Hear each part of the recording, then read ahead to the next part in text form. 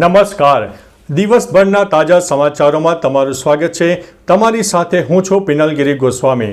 સમાચારો વિસ્તારથી જાણીએ એ પહેલા મહત્વના સમાચારો ઉપર એક નજર. નમસ્કાર મિત્રો, અત્યારના સૌથી મોટા સમાચાર સામે આવી રહ્યા છે અમદાવાદથી. વરસાદી પાણીને લીધે લોકોના થયા છે બેહાલ. અમદાવાદમાં અંડાધાર વરસાદ વરસતા શહેરની હાલત બગડી છે. અનેક વિસ્તારોમાં વરસાદી પાણી ભરાતા મહાનગરપાલિકાની કામગીરી સામે સવાલો ઊભા થયા છે. ખાસ કરીને ખોખરા વિસ્તારમાં ઘરમાં પાણી ઘૂસી ગયા, લોકોના થયા છે હાલ બેહાલ. CTMની રાજેશ પાર્ક સોસાયટીમાં પાણી ભરાતા લોકો છત પર રહેવા મજબૂર બન્યા. પાણીમાં રાત વિતાવી, બહારનું ખાવાનું મંગાવ્યું. અત્યારે લોકોએ પોતાની ઘર વખરી ઘરની બહાર મૂકી દીધી હતી. ઓઢવમાં પણ કપરી પરિસ્થિતિ ઊભી થઈ હતી. મિત્રો, અન્ય મહત્વના સમાચારની વાત કરીએ તો ભારે વરસાદમાં નવસારીની સ્થિતિ કફોડી થઈ. નવસારીમાં ભારે વરસાદથી કાવેરી નદીમાં ઘોડાપૂરની પરિસ્થિતિનું નિર્માણ થયું. નદીમાં જળસ્તર વધી ગયું છે કેમ કે ઉપરવાસમાં ભારે વરસાદ પડી રહ્યો છે. બીજી તરફ ચીખલીનું તડકેશ્વર મહાદેવ મંદિરમાં પાણી પણ આવી ગયું છે. અહીં કોઝવે ઉપરથી પણ પાણી વહી રહ્યા છે. આવામાં તંત્રએ લોકોને નદી કિનારે ન જવા માટે અને સાવચેતી રાખવા માટે સૂચના આપી છે. નવસારીમાં નેશનલ હાઈવે નંબર 48 ઉપર પણ ધોધમાર વરસાદ પડ્યો હતો. મિત્રો, અન્ય મહત્વના સમાચારની વાત કરીએ તો ભાવનગરમાં જગન્નાથજીની 40મી રથયાત્રાનું આયોજન. આજે અષાઢી બીજે દર વર્ષની જેમ ભાવનગરમાં પણ ભગવાન જગન્નાથજીની રથયાત્રા કાઢવામાં આવશે. ભાવનગરમાં નીકળનારી આ યાત્રા 40મી રથયાત્રા હશે, જેમાં 17.5 કિલોમીટરના રૂટ પર પોલીસનો ચુસ્ત બંદોબસ્ત ગોઠવાશે. સુરક્ષા વ્યવસ્થામાં 14 DYSP, 44 PI, 112 PSI, 1910 police constable અને 1155 હોમગાર્ડ જવાનો તૈનાત રહેશે. આ સિવાય CISFની એક કંપની અને SRPની 5 કંપનીઓ પણ તૈનાત રહેશે. મિત્રો, અન્ય મહત્વના સમાચારની વાત કરીએ તો અપડેટ સામે આવ્યું છે. બસ નદીમાં પડતા 3 લોકોના મોત, 9 વ્યક્તિઓ થઈ છે ગુમ. ઉત્તરાખંડના રુદ્રપ્રયાગમાં અલકનંદા નદીમાં બસ પડવાની ઘટના અંગે disaster management secretary Vinod Kumar સુમને અપડેટ આપ્યું છે કે વિનોદ કુમારે કહ્યું છે કે આ એક દુઃખદ ઘટના બની છે. ગોલથીન નામના સ્થળે એક બસ નદીમાં પડી ગઈ હતી. બસમાં ડ્રાઈવર સહિત 20 મુસાફરો સવાર હતા.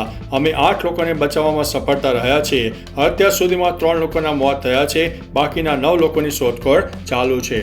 મિત્રો, અન્ય મહત્વના સમાચારની વાત કરીએ તો 2 વ્હીલર વાહનો ઉપર પણ લાગશે ટેક્સ. જો તમે નેશનલ હાઈવે પર 2 વ્હીલર ચલાવશો તો સરકારનો નવો નિયમ તમારા માટે ભારે પડી શકે છે. હવે નેશનલ હાઈવે ઉપર 2 વ્હીલર પાસેથી પણ ટોલ ટેક્સ વસૂલવામાં આવશે. આ નવો નિયમ 15 જુલાઈથી અમલમાં આવશે.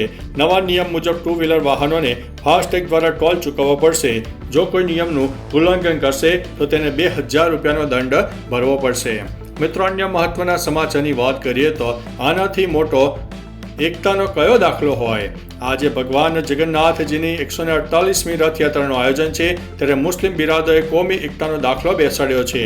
બળિયાદ પીરના ગાદીપતિ અને કોમી એકતાના હિમાયતી બાવા મિયા બાપુએ જગન્નાથ મંદિરના મહંત શ્રી દિલીપદાસજી મહારાજને શાલ ઓઢાડી, હાર પહેરાવી, રથ આપીને પરંપરાગત રથયાત્રાના અવસરે સન્માન કર્યું છે.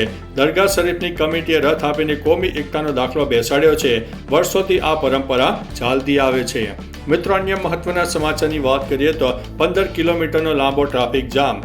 વરસાદના કારણે અમદાવાદ મુંબઈ નેશનલ રોડ ઉપર ખાડા જ ખાડા થઈ ગયા છે. જાંબુઆ બ્રિજ પર મસ્ત મોટા ખાડા પડી જતા સવારે 15 કિલોમીટર લાંબો ટ્રાફિક જામ સર્જાયો. વાહન ચાલકોને ભારે હાલાકી ભોગવવાનો વારો આવ્યો, જેમાં જાંબુઆ, પોર અને બામણગામ બ્રિજ ઉપર ટ્રાફિક સર્જાયો હતો. ટ્રાફિકમાં 5 એમ્બ્યુલન્સ ફસાઈ ગઈ હતી અને આ ટ્રાફિક માથાનો દુખાવો બન્યો છે. મિત્રો, અન્ય મહત્વના સમાચારની વાત કરીએ તો વીજળી પડતા શિવલિંગના ટુકડા થયા.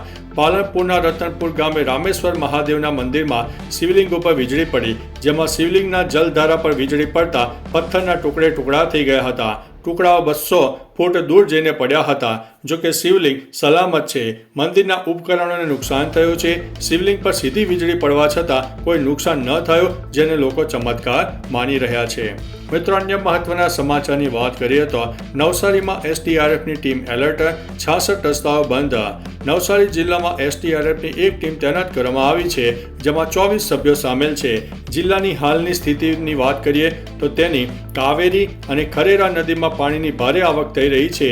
ભારે વરસાદના કારણે પાણી રસ્તા પર ફરી વળ્યા છે, તેથી 66 રસ્તાઓ બંધ કરવામાં આવ્યા છે. તાલુકા પ્રમાણે વાંસદામાં 24, ચીખલીમાં 24, ખેરગામમાં 9, નવસારીના 5, ગણદેવીના 3 અને જલાલપોરના 1 મળીને 66 રસ્તાઓનો સમાવેશ થાય છે. મિત્રો, અન્ય મહત્વના સમાચારની વાત કરીએ તો રાજકોટની રાધે હોસ્પિટલનો કાંડ સામે આવ્યો છે. રાજકોટની રાધે હોસ્પિટલ દ્વારા એક ખ્યાતિકાંડ જેવું કારસ્તાન કરાયું છે. હોસ્પિટલ દ્વારા ₹22,49,587 લાખનો હેલ્થ વીમો પાસ કરવા ખોટા રિપોર્ટ રજૂ કરવામાં આવ્યા હતા. રાજકોટની સિવિલ હોસ્પિટલમાં આવેલા સહયોગ ઇમેજિંગ સેન્ટરના ખોટા બ્રેન રિપોર્ટ રજૂ કરવામાં આવ્યા હતા. આવી રીતે ખોટા રિપોર્ટ રજૂ કરવા બદલ રાધે હોસ્પિટલના ડોક્ટર અંકિત કાથરાણી સામે ગાંધીગ્રામ પોલીસ મથકમાં ફરિયાદ દાખલ થઈ છે. મિત્રો, અન્ય મહત્વના સમાચારની વાત કરીએ તો શુભાંશુનો આકાશમાંથી બીજો મેસેજ આવ્યો છે. આંતરરાષ્ટ્રીય અવકાશ મથક તરફ આગળ વધી રહેલા શુભાંશુ શુક્લાએ આકાશમાંથી બીજો મેસેજ મોકલ્યો છે. તેમણે કહ્યું છે કે અવકાશમાંથી નમસ્કાર, હું મારા સાથી અવકાશયાત્રીઓ સાથે અહીં આવીને રોમાંચિત છું. પ્રક્ષેપણ પછી જ્યારે મેં પૃથ્વી જોઈ ત્યારે એવું લાગતું હતું કે કોઈ ચિત્રકારે કેનવાસ બનાવ્યો છે. શુભાંશુ પોતાની સાથે હંસનું રમકડું લઈ ગયા છે. તેમણે કહ્યું કે ભારતીય સંસ્કૃતિમાં હંસને જ્ઞાનનું પ્રતીક માનવામાં આવે છે.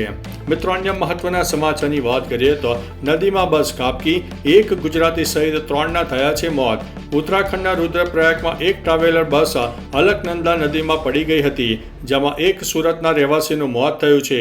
આ ઘટનામાં કુલ 3 લોકોના મોત થયા છે. આ બસમાં સુરતના 7 લોકો સવાર હતા. કુલ 8 લોકો ઘાયલ થયા છે. હજી 9 લોકો ગુમ થવાના અહેવાલ છે. આ ટ્રાવેલરમાં બસમાં 20 લોકો સવાર હતા, જેમાં રાજસ્થાન, મધ્યપ્રદેશ, ગુજરાત અને મહારાષ્ટ્રના મુસાફરોનો સમાવેશ થાય છે. મિત્રો, અન્ય મહત્વના સમાચારની વાત કરીએ તો દ્વારકાના દર્શનના સમયમાં ફેરફાર કરવામાં આવ્યો છે.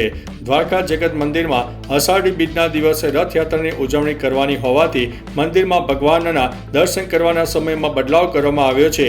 28 તારીખે સવારે 6:30 વાગ્યે મંગળા આરતી બાદ 1 થી 5 વાગ્યા સુધીમાં દર્શન બંધ રહેશે. સાંજે 5 વાગ્યે ઉત્પાથન દર્શન અને સાંજે 5 થી 7 વાગ્યા સુધી રથયાત્રા ઉત્સવની મંદિર પરિસરમાં ઉજવણી કરાશે. ઉપરાંત 7 વાગ્યા સુધીમાં ઉત્સવ ઉજવાયા પછી સાંજના અન્ય ક્રમ નિત્ય મુજબના રહેશે. મિત્રો, અન્ય મહત્વના સમાચારની વાત કરીએ તો સુરક્ષા દળો અને આતંકવાદીઓ વચ્ચે ફાયરિંગ. જમ્મુ કાશ્મીરના ઉધમપુરમાં સુરક્ષા દળો અને આતંકવાદીઓ વચ્ચે એન્કાઉન્ટર ચાલ્યું હતું. મળતી માહિતી અનુસાર બસંતગઢ ગામમાં શંકાસ્પદ આતંકવાદીઓ જોવા મળ્યાના સમાચાર મળતા જ સુરક્ષા દળોએ ગામને ઘેરી લીધું હતું. સ્થાનિક પોલીસ સાથે મળીને સુરક્ષા દળોએ સર્ચ ઓપરેશન હાથ ધર્યું હતું, પરંતુ શોધખોળ દરમિયાન આતંકવાદીઓએ સુરક્ષા દળો ઉપર ગોળીબાર કર્યો અને હજુ પણ સર્ચ ઓપરેશન ચાલુ છે. તો ચાલો મિત્રો, ફરીથી દેશ અને દુનિયાના સુપરફાસ્ટ સમાચાર લઈને મળતા રહીશું. ત્યાં સુધી અમને રજા આપશો. નમસ્તે.